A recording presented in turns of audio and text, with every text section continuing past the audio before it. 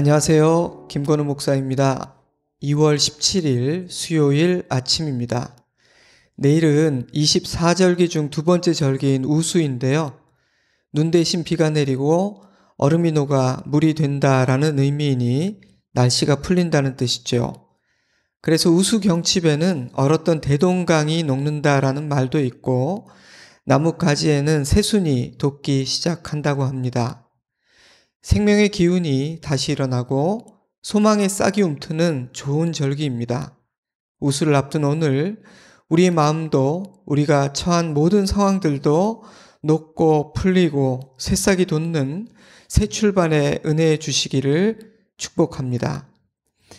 오늘 함께 묵상하고자 하는 말씀은 2월 13일 토요일 본문의 일부인 누가복음 13장 22절에서 30절 말씀입니다. 본문 앞뒤의 말씀들도 중간중간 언급하게 될 터이니 성경이나 매일 성경을 펴서 본문을 살피며 함께 묵상하면 좋겠습니다. 어떤 사람이 여짜오되 주여 구원을 받는 자가 적으니이까? 이 이야기는 한 사람의 질문으로 시작됩니다. 예수님, 구원받을 사람이 얼마 안 되는 겁니까? 소수인가요? 생뚱맞은 질문처럼 느껴질 수도 있지만 그렇지는 않습니다. 이 질문의 배경은 적어도 두 가지 정도로 짐작할 수 있습니다.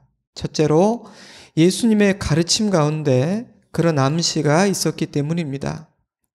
오늘 본문 바로 앞 13장 1절에서 21절만 보더라도 예수님은 회개하지 않으면 망하게 될 것이다 경고하신 후에 열매 맺지 못한 무화과 나무를 본 주인이 당장 찍어버리라 명령하셨을 때 포도원 지기가 1년만 더 기회를 주십시오. 그 후에도 열매를 맺지 못하면 그때 찍어버리겠습니다. 라고 말했다는 심상치 않은 비유를 말씀하셨습니다. 그런 다음 하나님의 나라를 겨자씨와 누룩에 비유하셨는데 겨자씨나 누룩 모두 사람들이 주목하지 않는 작고 초라한 존재입니다. 18장으로 넘어가 보면 예수님은 부자가 하나님의 나라에 들어가는 것보다 낙타가 바늘귀를 통과하는 것이 쉽다라고 말씀하셨는데 사람들은 깜짝 놀라 뭐라고요? 그렇다면 누가 구원을 얻을 수 있겠습니까? 라고 질문했다는 이야기가 기록되어 있습니다. 이처럼 예수님의 가르침 속에서 구원의 문은 누구에게나 열려 있지만 누구나 들어갈 수 있는 만만한 문은 아니었습니다. 하나님의 나라는 아무나 들어갈 수 있는 그런 하찮은 나라가 아니라는 것이죠. 때문에 그러한 예수님의 가르침을 주의 깊게 들은 사람이라면 주여 구원을 받는 자가 적은 것입니까? 라고 질문할 만도 했다고 저는 생각합니다. 둘째로 구약 성경과 유대의 전승들이 그런 암시를 주고 있기 때문입니다. 외경을 비롯한 몇몇 유대 문서들은 멸망받을 자보다 구원받을 자가 적다고 기록하고 있으며 당시 유대인들 사이에서 이 문제는 상당히 많이 논의되고 있었다는 기록도 있습니다. 때문에 예수님에게 이런 질문을 던지는 것은 자연스러워 보입니다. 아마도 그 자리에 있던 모두가 뭐라고 대답하시나 숨죽이며 지켜보았을 것입니다. 예수님은 어떻게 대답하셨나요? 물론 그 질문에 대한 간접적인 대답과 암시가 담겨 있기는 하지만 적다 많다라거나 몇 명쯤 된다 이렇게 답하지는 않으셨습니다. 예수님은 이렇게 대답하셨어요. 13장 24절 좁은 문으로 들어가기를 힘쓰라 내가 너희에게 이르노니 들어가기를 구하여도 못하는 자가 많으리라. 아주 중요한 말씀입니다. 이러한 예수님의 대답에는 몇 가지 의미가 담겨 있습니다. 첫째로 이 사람은 미래의 일에 대해 물었지만 예수님은 구원을 바라는 자들이 지금 해야 할 현재의 일에 대해 말씀하셨다는 것입니다. 동문서답 같아 보이기도 하지만 굉장히 중요한 포인트죠. 그는 장차 어떤 일이 일어나는 겁니까? 어느 정도나 구원을 받게 되는 것입니까? 라고 질문했지만 예수님은 그날에 구원받는 자 중 하나가 되기를 원한다면 지금 구원의 좁은 문으로 들어가기를 힘쓰라 말씀하신 것입니다. 미래의 일을 생각하느라 현재에 충실하지 못한 것, 모든 인간이 흔히 저지르는 치명적인 실수 중 하나죠. 주님은 그 사실을 일깨워 주십니다. 그리고 말씀하십니다. 미래를 염려하고 미래에 관심이 있다면 지금 해야 할 일을 하라. 둘째로, 이 사람은 다른 사람들의 일에 대해 물었지만 예수님은 너는 구원을 받은 자이냐라고 묻고 계십니다. 자신의 삶과 직결된 개인적인 질문이 아닌 일반적이고 두루뭉실한 질문을 던지는 것, 또한 자신의 삶이 아닌 다른 사람들의 삶에 대해 지나친 관심을 가지는 것, 이러한 행태는 모든 인간이 흔히 저지르는 가장 치명적인 실수 중 하나입니다. 불필요한 호기심, 자신을 성찰하지 않고 다른 사람의 삶과 세상 일들을 두리번거리며 알고자 하는 것, 그것은 우리가 구원받지 못하고 변화되고 성숙해지지 못하게 하는 대표적인 장애물들입니다. 부활하신 예수님은 베드로에게 내가 나를 사랑하느냐 3번 물으셨고 베드로는 사랑합니다 주님 3번 대답했습니다. 그런 대화가 오고 간 후 예수님은 베드로가 어떠한 죽음으로 하나님께 영광 돌리게 될지를 말씀하셨죠. 그런데 그 결정적인 순간 베드로는 요한을 바라보며 이렇게 질문합니다. 예수님, 그렇다면 저 요한은 어떻게 됩니까? 저는 이 장면이 그렇게 인상적이에요. 그토록 중요하고 진지한 순간 베드로는 왜 자신의 일이 아닌 남의 일이 궁금했던 것일까요? 저는 이 장면이 죄인들의 마음에 깊이 뿌리 내리고 있는 불필요한 호기심, 다른 사람에 대한 관심을 드러내고 있다고 생각합니다. 그것은 구원에도 영적 성장에도 아무런 도움이 되지 않을 뿐 아니라 오히려 방해가 되고 사명을 완수하는 데 걸림돌이 되기에 예수님은 그의 호기심을 단칼에 자르십니다. 내가 요한의 삶에 대해 어떤 계획을 가지고 있든 그것이 너와 무슨 상관이냐? 너는 나를 따르기만 하면 된다. 내가 너에게 준 그 사명, 너의 사명에만 충실하면 돼. 예수님은 구원받게 될 사람이 정말 적은 숫자인 겁니까? 라고 질문하는 사람의 마음에도 의미 없고 불필요한 호기심이 있음을 간파하셨습니다. 그래서 왜 그것을 알고자 하느냐? 그것이 너의 구원과 무슨 상관이냐? 너는 구원받은 자이냐? 라고 묻고 계신 것입니다. 셋째로 예수님의 대답에는 그래, 많지 않을 것이야 라는 암시와 구원받을 자들의 면면이 너희들의 예상과는 많이 다를 것이다 라는 암시가 담겨 있습니다. 예수님은 그 문이 좁다고 말씀하셨습니다. 들어가기 쉽지 않다는 의미이기도 할 것이며 많은 자들이 들어가지 않을 것이라는 암시이기도 합니다. 많은 사람이 들어갈 거라면 굳이 좁은 문을 달아두실 이유는 없을 테니 말입니다. 또한 예수님은 힘쓰라고 말씀하셨습니다. Make every effort. 구원을 얻기 위해 최선을 다하라. 너의 모든 노력을 쏟아 부으라. 구원을 얻는 일이 쉽고 만만한 일이 아니라는 뜻입니다. 물론 구원은 아버지의 자비하심으로 말미암아 거저 주어지는 은혜의 선물입니다. 의로운 행위, 선행이라는 노력과 값을 지불하고 얻는 것이 아니라는 뜻입니다. 하지만 거저라는 사실이 싸구려라는 뜻은 아닙니다. 쉽게 얻을 수 있다는 의미도 아니죠. 예수 그리스도께서 자신의 생명을 값으로 지불하고 사신 그 구원의 놀라운 은혜는 그 구원을 귀하게 여기고 간절히 바라며 믿음으로 받아 그리스도 안에 거하고 그리스도를 따르는 자들에게만 허락됩니다. 그래서 좁은 문인 것이며 그래서 힘써야 하는 것입니다. 하지만 모두가 그런 자세인 것은 아니기에 구원의 기회는 누구에게나 열려 있으나 누구나 구원받지는 못할 것입니다. 예수님은 거기에 한 문장을 더 덧붙이십니다. 들어가기를 구하여도 못하는 자가 많으리라. 힘쓰라는 표현과 들어가기를 구한다라는 표현은 동일한 의미 같아 보입니다. 그렇다면 힘쓰라 하셔놓고는 힘써도 못 들어간다 말씀하시는 것은 모순처럼 보입니다. 하지만 후자의 경우는 하나님께서 가르쳐 주신 구원의 길이 아닌 모든 인간적인 노력을 의미합니다. 율법을 지키는 것, 선한 일을 행하는 것, 구원에 대해 골똘히 연구하는 것, 그러한 인간적인 노력과 수고로는 그 나라에 들어갈 수 없다는 뜻이죠. 때문에 들어가기를 구하여도 못하는 자가 많으리라 라는 말씀에는 두 가지 의미가 담겨 있습니다. 하나는 구원받는 자의 숫자가 너희 생각보다 적을 것이다 라는 의미이고, 다른 하나는 구원받는 자의 면면이 너희 예상과는 상당히 다를 것이다 라는 의미입니다.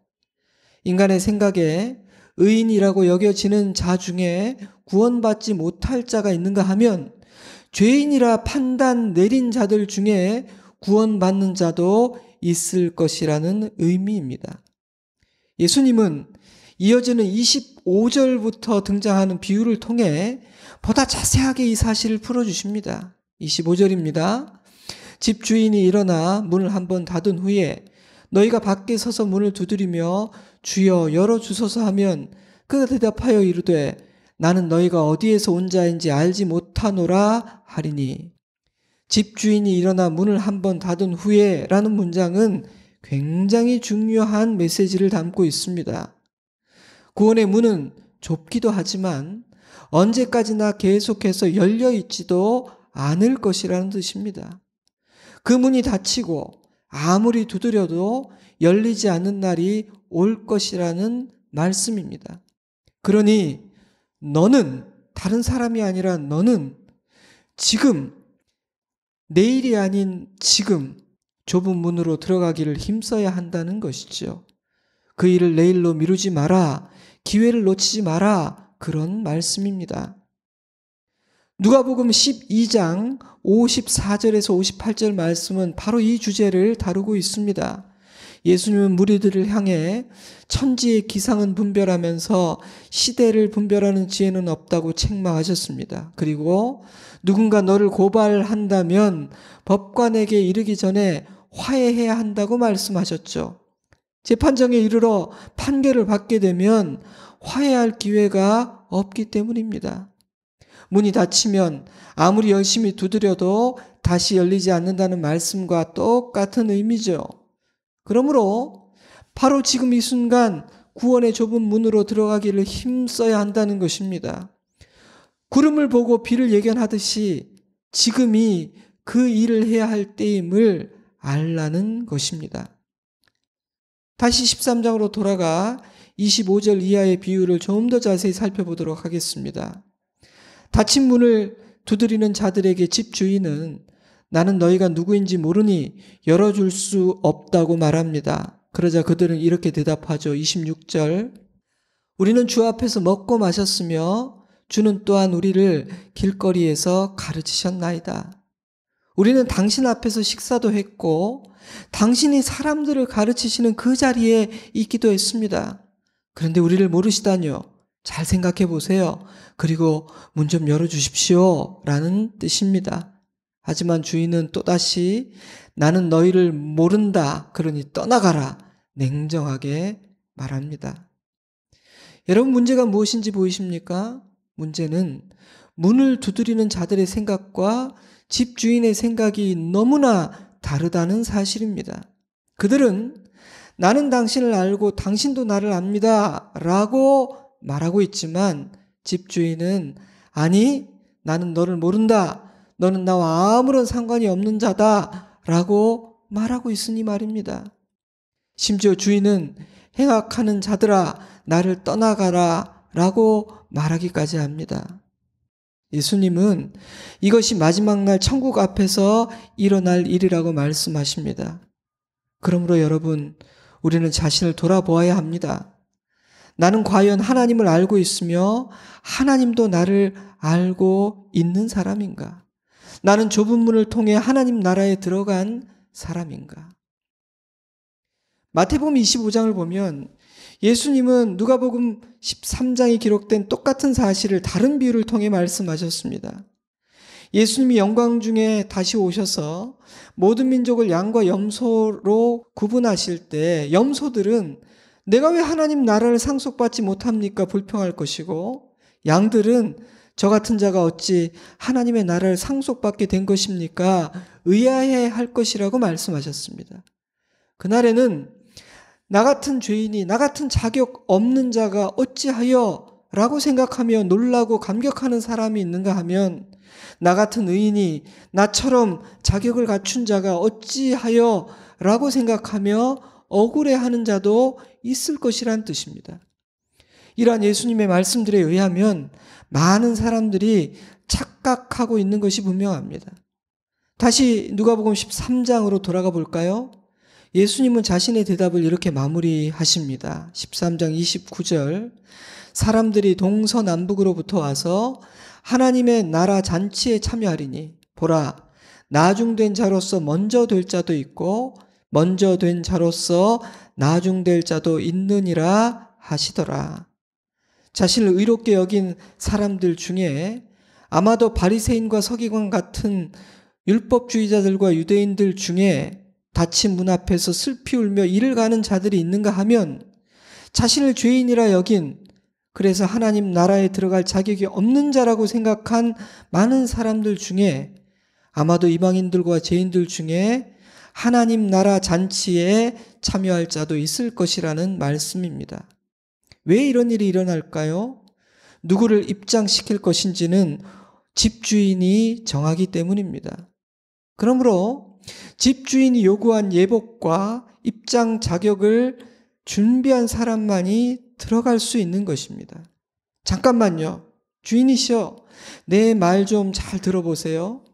당신은 나의 잔치에 참여하려면 이러이러한 것들을 준비하라 하셨지만 내가 생각해보니 그것이 합리적이지 않더라고요. 그래서 저는 당신이 요구한 그것은 준비하지 못했지만 이런 것을 준비했으니 들여보내 주십시오. 그런 말은 통하지 않는다는 뜻입니다.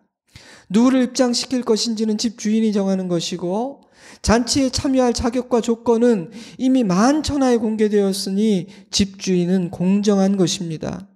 그렇다면 집 주인이 정한 하나님 나라로 들어가는 문은 무엇입니까? 예수 그리스도이십니다. 예수께서 나를 위해 행하신 그 일, 십자가의 복음을 받아들이는 믿음이 주인의 집 문을 여는 열쇠요, 잔치에 참여하는 자격입니다. 요한복음 10장 9절, 내가 문이니 누구든지 나로 말미암아 들어가면 구원을 받고 또는 들어가며 나오며 꼴을 얻으리라. 요한복음 14장 6절, 예수께서 이르시되 내가 길이요 진리요 생명이니 나로 말미암지 않고는 아버지께로 올 자가 없느니라. 사도행전 4장 11절, 이 예수는 너희 건축자들의 버린 돌로서 집 모퉁이의 머릿돌이 되었느니라. 다른 이로서는 구원을 받을 수 없나니 천하 사람 중에 구원을 받을 만한 다른 이름을 우리에게 주신 일이 없음이라 하였더라. 이 예수를 믿는 자, 이 예수를 따르는 자만이 구원에 이르게 될 것인데, 주님의 초대에 응하여 믿음으로 반응할 자는 많지 않을 것입니다. 2월 15일 월요일 본문인 누가복음 14장 15절에서 24절 말씀에 기록되어 있는 잔치에 초대받은 사람들 중 초대를 거절한 사람들과 잔치에 참여하게 되는 뜻밖의 사람들에 대한 비유는 이 사실을 보다 분명히 해주고 있습니다. 누가복음 13장 34절, 예루살렘아 예루살렘아 선지자들을 죽이고 내게 파송된 자들을 돌로 치는 자여, 암탉이 제 새끼를 날개 아래 모음같이 내가 너희의 자녀를 모으려 한 일이 몇 번이냐? 그러나 너희가 원하지 아니하였도다. 예수님은 그러한 상황을 너무도 가슴 아파하셨고 한 사람이라도 더 구원하기를 바라셨습니다. 그래서 온 힘을 다해 하나님 나라의 복음을 가르치시고 귀신을 쫓고 병든 자들을 고치셨습니다. 누가복음 14장 25절에서 35절을 보면 예수님은 제자도를 말씀하시며 비용을 계산해 볼 것을 요청하셨습니다. 누가복음 14장 26절 물은 내게 오는 자가 자기 부모와 처자와 형제와 자매와 더욱이 자기 목숨까지 미워하지 아니하면 능히 내 제자가 되지 못하고 누구든지 자기 십자가를 지고 나를 따르지 않는 자도 능히 내 제자가 되지 못하리라. 좁은 문으로 들어가는 것, 예수님을 따르는 제자로 살아가는 것, 비용이 많이 드는 만만치 않은 일입니다. 하지만 예수님은 잘 계산해 보라고 하십니다. 망대를 세우는 자가 건축 비용을 계산해 보듯 전쟁에 나가는 왕이 자신과 적군의 전력을 비교해 보듯 좁은 문으로 들어가기 위해 치러야 하는 값과 좁은 문으로 들어갔을 때 얻게 될 구원의 가치를 제자로 살기 위해 치러야 할 비용과 제자가 누리게 될 영광과 은혜의 값을 비교해 보라고 말씀하십니다. 저울 양쪽에 올려놓고 어느 것이 더 무거운지 어느 쪽으로 기우는지 재어보고 지혜롭게 결정하라는 것입니다. 그것이 오늘 묵상한 예수님 말씀의 핵심입니다. 그것이 좁은 문으로 들어가기를 힘써야 하는 이유인 것입니다. 오늘의 메인 본문은 누가복음 13장 22절에 35절이었지만 앞뒤를 넘나들며 묵상해 보았습니다. 한 번 더 들으시면서 한 주간의 본문을 전체적으로 되새겨 보실 기회를 가지시면 더 좋겠습니다. 매일 성경은 오늘 본문에 이런 코멘트를 달고 있습니다. 하나님 나라로 들어가는 구원의 문이 좁다고 하십니다. 좁기 때문에 힘쓰는 자만이 들어갈 수 있습니다. 좁기 때문에 하나님 앞에 선 단독자로서 통과해야 하는 문입니다. 그 문에 들어가기를 구하는 집단에 속해 있다는 사실은 아무 효력이 없을 것입니다. 좁은 문 앞에 서 있기만 할 뿐 넓은 문을 택한 자들과 다를 바 없이 사는 자는 굳게 닫힌 문 앞에서 당황할 것입니다. 당신은 어떠한 사람입니까?